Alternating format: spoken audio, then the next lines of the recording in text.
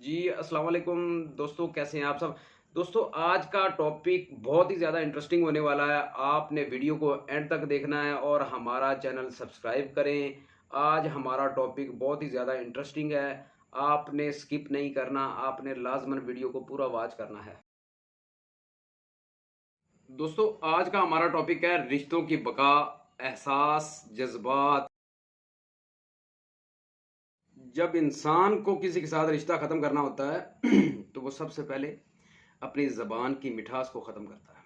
रिश्तों की बका के लिए राब्ते बहुत ज़रूरी हैं। नज़रअंदाज करने से तो हाथों के लगाए हुए दरख्त भी मुरझा जाते हैं।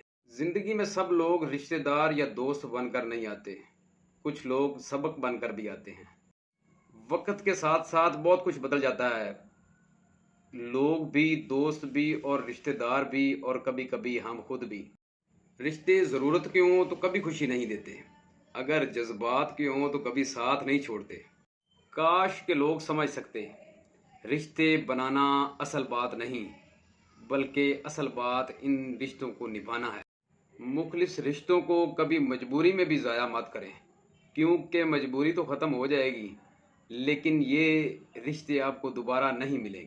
अगर आपकी लाइफ में कोई मुखलिस दोस्त आ गया है तो उसके ऊपर अपनी चालाकियां मत आजमाएं। इस दौर में हर बंदा समझदार है, वो समझ सकता है कि आप कहना क्या चाह रहे हैं, आप आजमाना क्यों चाह रहे हैं, आप बताना क्या चाह रहे हैं, आप वाजे क्या करना चाह रहे हैं।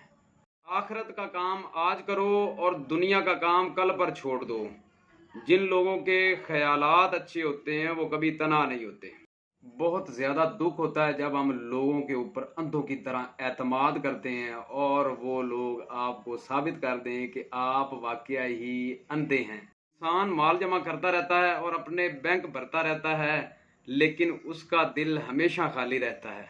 दोस्तों, कदर वो होती है जो किसी की मौजूदगी में की जाए, मरने के बाद जो होता है वो पछतावा होता है।